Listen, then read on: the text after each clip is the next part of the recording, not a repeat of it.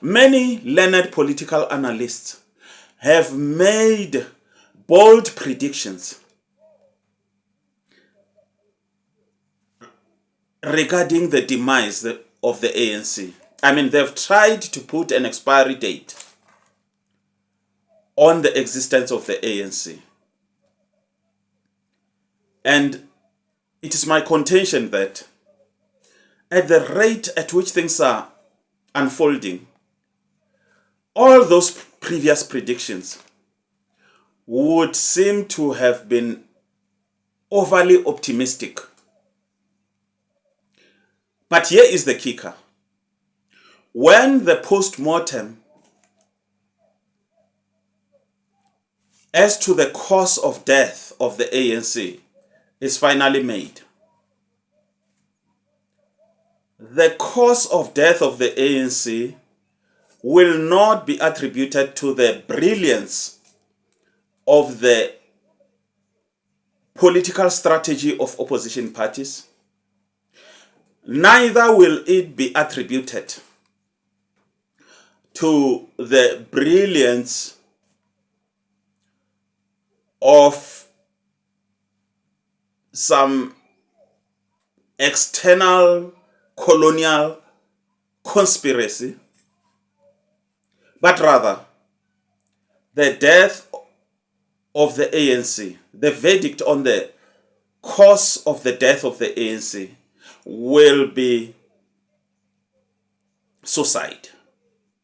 Meaning that the ANC, ironically,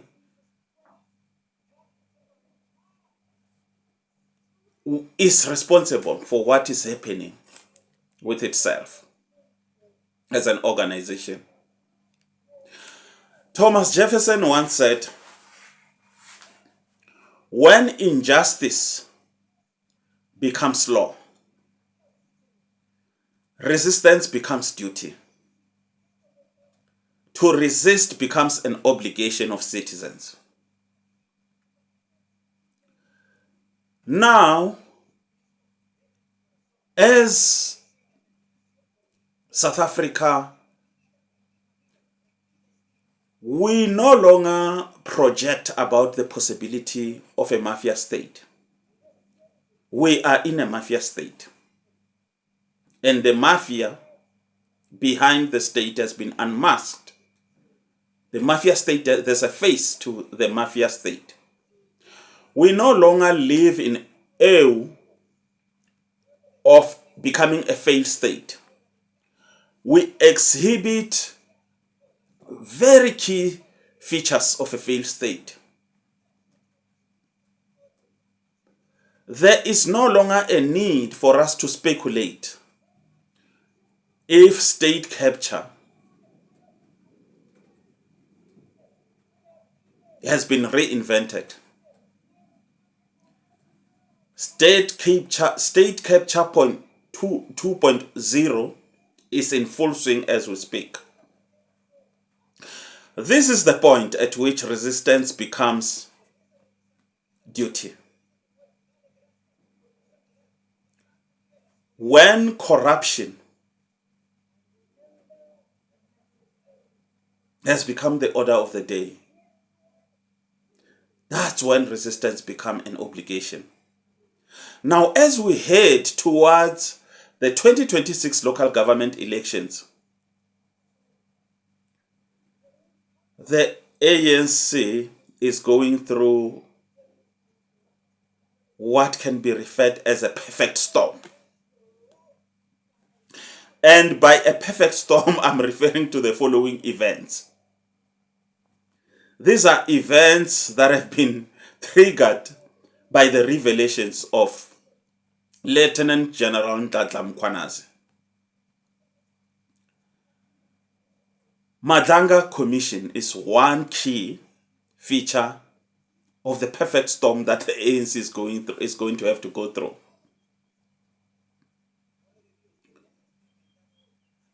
And surprisingly, I want to shock you. I'm one of the people who was so disgusted with another useless and costly commission whose findings are not going to be actioned upon. But let me tell you, I've had a sudden change of mind. And this is why I believe a commission is a good thing. And here is why I think you should also consider that this commission is a good thing. I consider this commission of inquiry, thank you, Mr. President Ramaphosa. This commission of inquiry is going to coincide with the 2026 local government elections. If it ends just before the election or just after the election,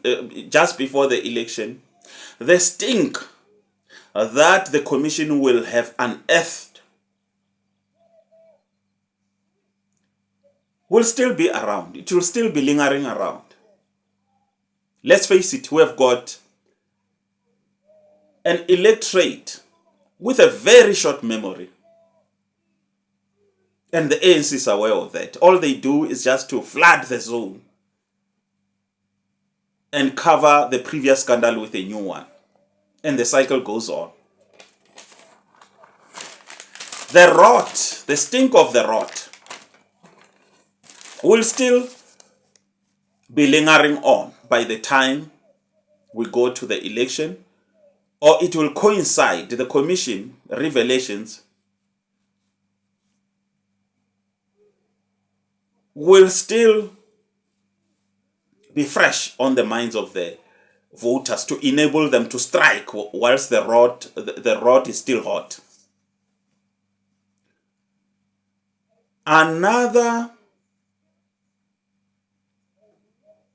element of this perfect storm that is brewing within the ANC has got to do with the deputy president, none other than Shipokosa, Deputy President Shipokosa, Mashatile, Paul Mashatile. And I'm talking here about the declarations to Parliament, the declarations that he made to Parliament, owning up to the two mentions that add up to the value of 70 million rands. The diamond gift, you name it. These kind of revelations are the things that are going to remind the ANC, the voters, that the ANC is not just a face of grand corruption. The ANC has morphed into a front for criminal syndicates. That's how unfortunate this situation is. The party, the liberation movement that we once revered, has become a front for criminal syndicate. There's no two ways about it. It's painful, but it's true.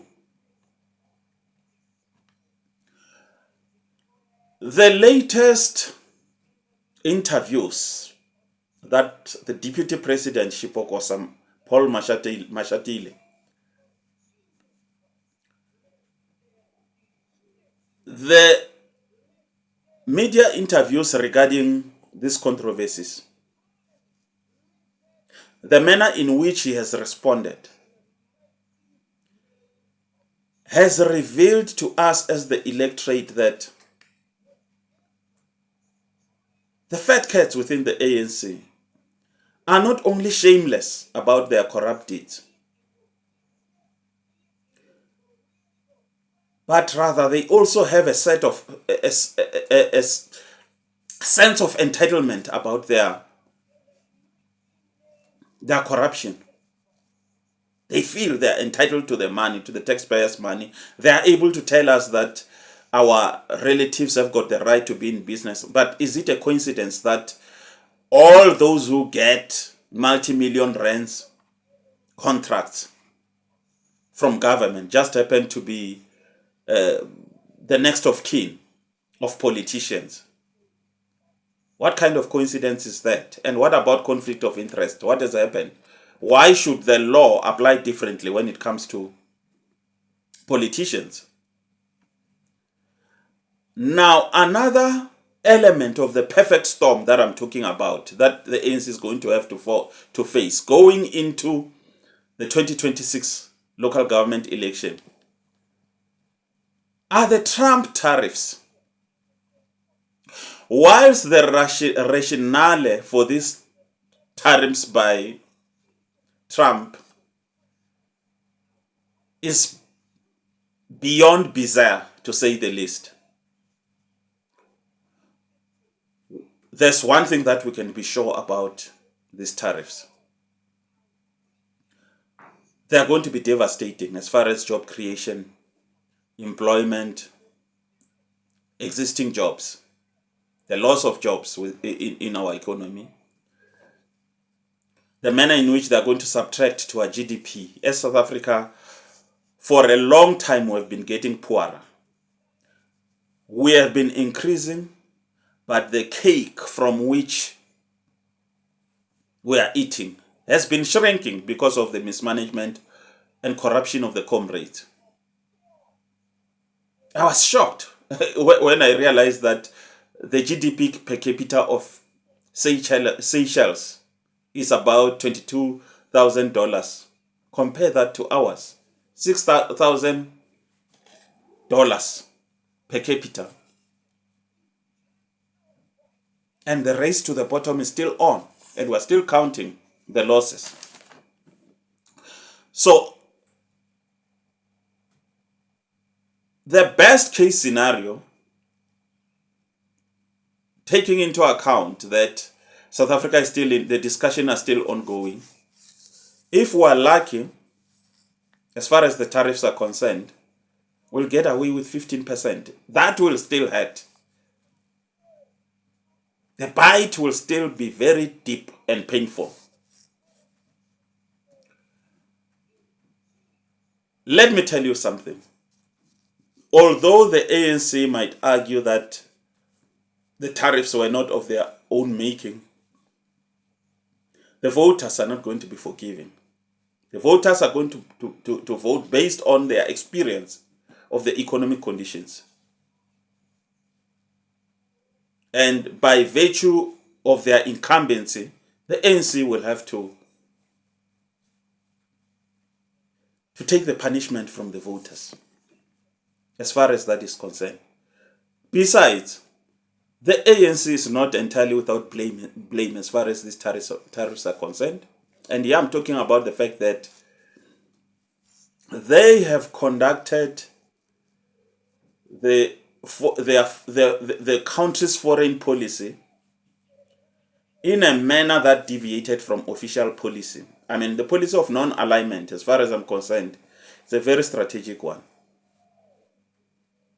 It is the right policy, correct policy. Not having to choose between Russia and the US, not having to choose between China and the US. We should have maintained our non-alignment as far as these things are concerned, but not the ANC. They've been provoking the US, happily receiving the aid from the US, happily participating in AGOA, but at the same time biting the hand that feeds them. You can't have your cake and eat it. I mean, where the headwinds of international trade are very unforgiving. Lastly, part of another element of the perfect storm that the ANC is going through has got to do with the ANC SACP matrimonial home that is in disarray.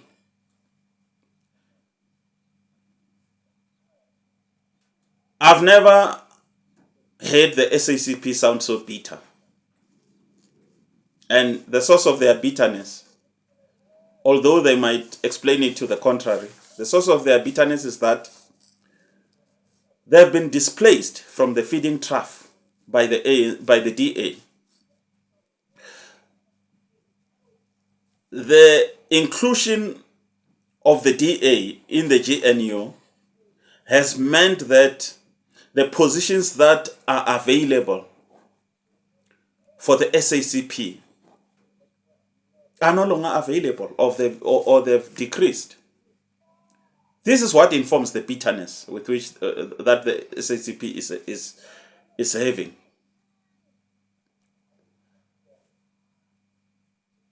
The resolute decision of the SACP that they are going to be contesting the 2026 local government election